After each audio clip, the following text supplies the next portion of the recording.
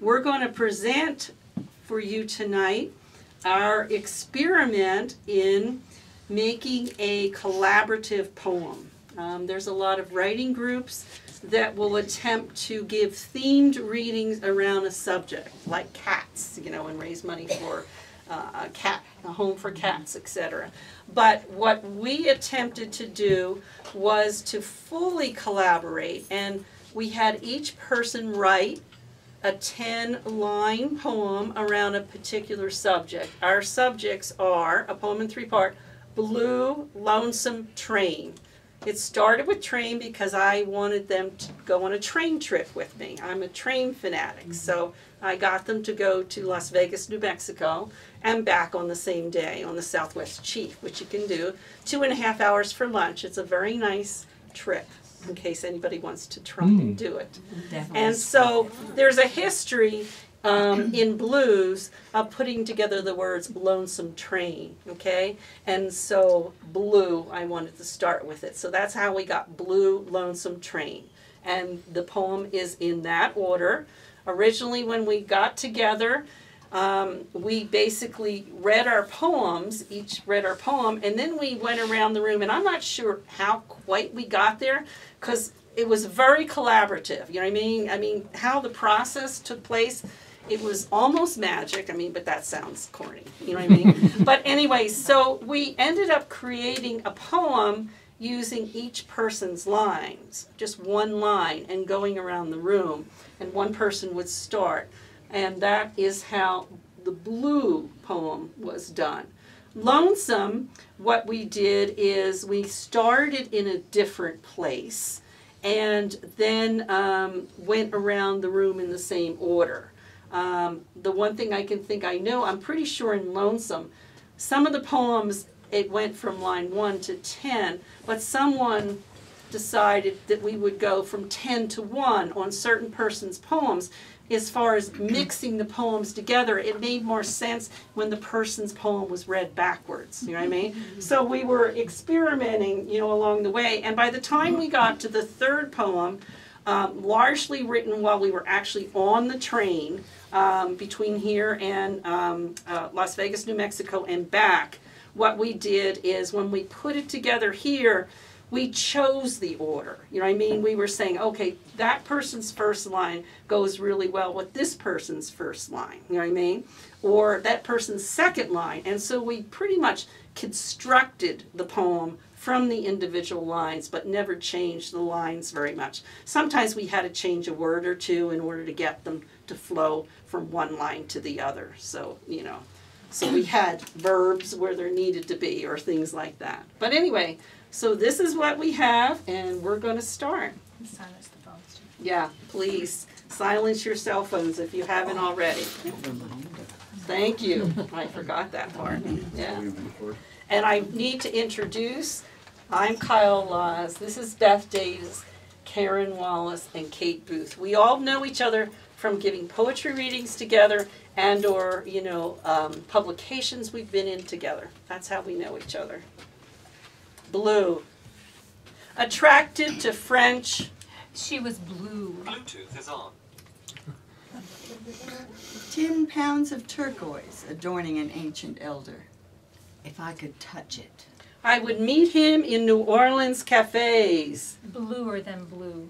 Wonderful smile, long gray braids, and a parasol.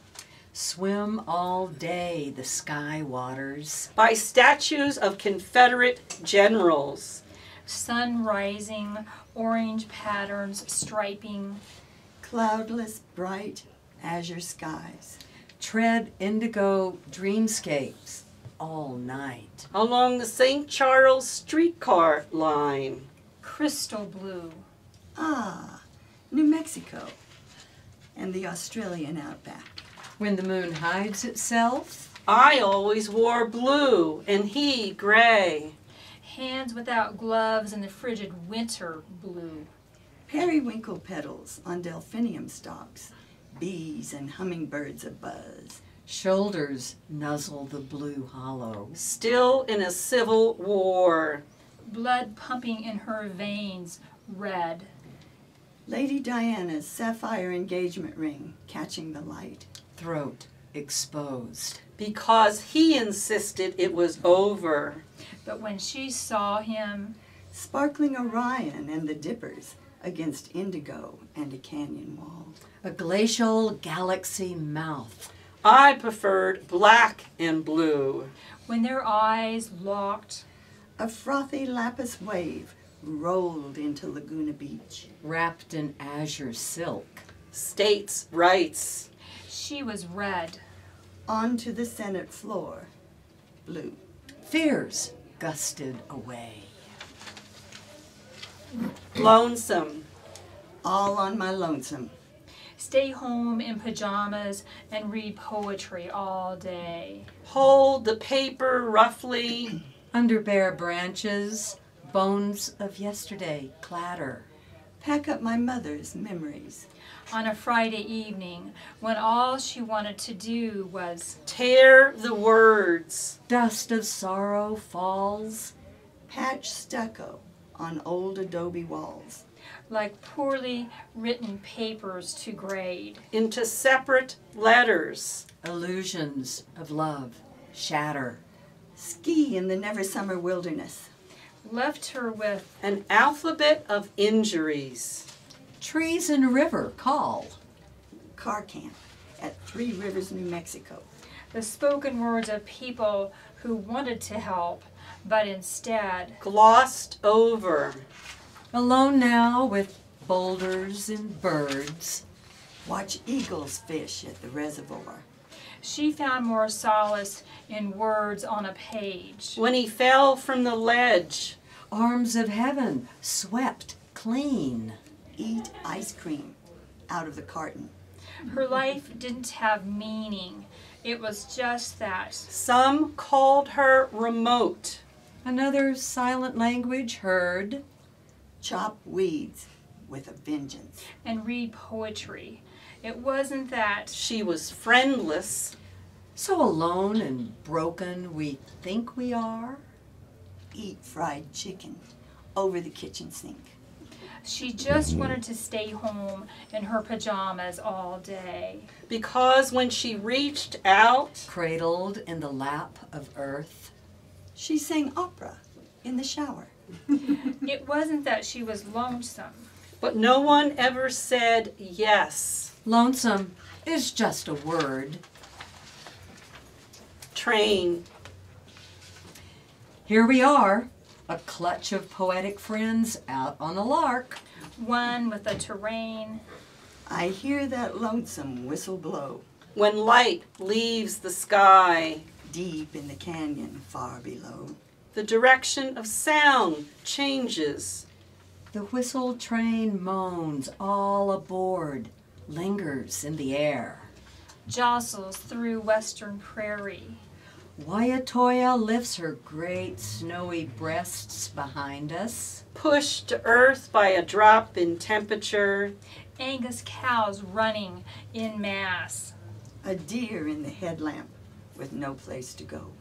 Snow silvers the frozen ground under lacy shadows. When things fall, they do it with a clatter, as if wheels on an uneven track. Or ropes on a damsel in distress. Winter elk oblivious, hardy, grazing the hillside. We pass relics of time captured in weathered homesteads. Rock canyons and scrub oak standing as silent witness. A cow on the tracks. Geez, what a mess. Past fence post, prairie elk, prairie falcon and elk. Read that line again. Read that line. We're really moving fast. Past fence post, prairie falcon and elk. The engineer stares down the track. When you lie in an upper berth, Reading novels, writing poetry, gazing through streaked windows. The blinding sun vanishes inside the mountain tunnel. and rolls towards the edge on a curve. Speeding ahead, no looking back. Passengers rocking with the contour of the rails. So many miles, clickety-clack behind, so many ahead. Heading to an intersection. He makes that lonesome whistle blow. As we find our way between train cars. The club car bounces, sways, jostles like a cradle. A truck stalled between crossing gates. I think he just wants to say, hello! The whistle of a train sounds louder at night. And they travel, crossing all borders. Searching for what joins them.